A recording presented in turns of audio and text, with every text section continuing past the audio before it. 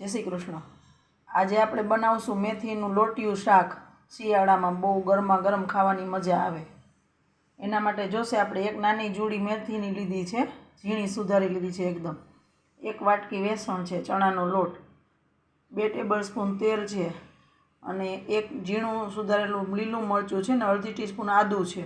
Dry મસાલા એક વાટકીમાં mix કરી લેશું અને રાઈ જીરું ને હિંગનો વઘાર કરશું। ડ્રાય મસાલા મિક્સ કરી લઈ છે। અડધી ટીસ્પૂન 1 ટીસ્પૂન હળદર,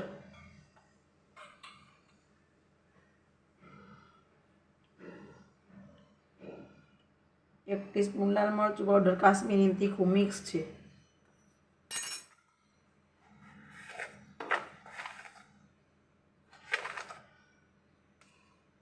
1 ટીસ્પૂન મીઠું,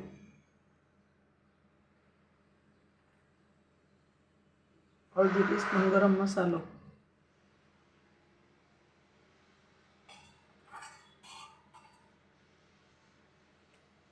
1 ટીસ્પૂન ધાણા જીરું પાવડર,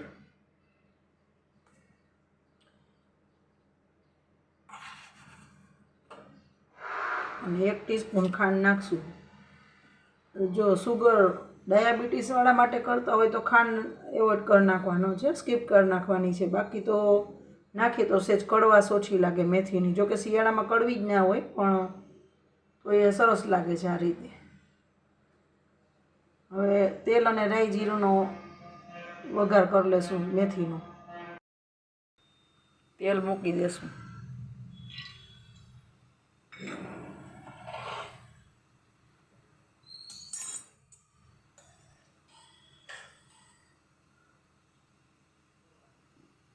અડધી ટીસ્પૂન રાઈ જીરું,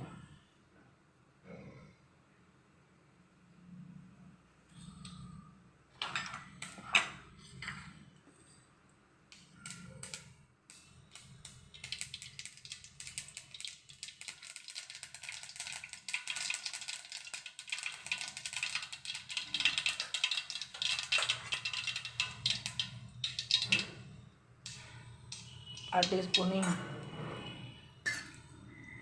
મેથીને સહેજ ભીની કરીને વઘારશું।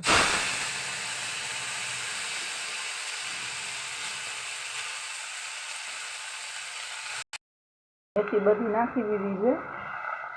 ડ્રાય મસાલા નાખી દેશું। આદું મરચું અત્યારે જ નાખી દેશું। બધું બરાબર મિક્સ કરી લઈશું।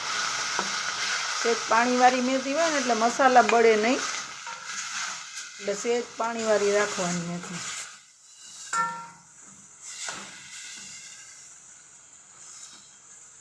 બધું સરખું મિક્સ કરી લઈશું।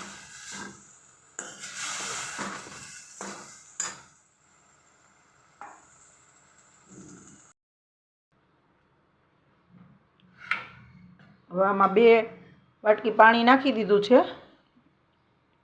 આપણે 1 વાટકી બેસણ લીધું છે ને એટલે 2 વાટકી પાણી બરાબર જોશે। જે બેસણ લીધું છે એ જ વાટકીથી પાણી લીધું છે। થોડુંક પાણી મેથી ચડવામાં વપરાશે, બાકી બધામાં લોટ સમાઈ જશે। શિયાળામાં આ શાક ગરમ ગરમ ખાવાની બહુ મજા આવે છે। હું મારા બાને આ શાક ગરમ ગરમ બહુ જ બનાવી દેતી, બહુ સરસ લાગે છે। સંભારા જેટલી પણ વાર નથી લાગતી, 2 મિનિટમાં થઈ જાય છે।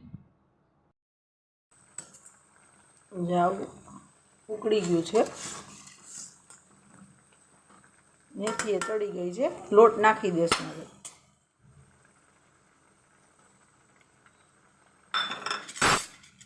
બરાબર મિક્સ કરી લેશું। તરત જ હલાવી નાખવાનું, નકર ગાંઠી પડી જશે। તરત મિક્સ કરી લેશું।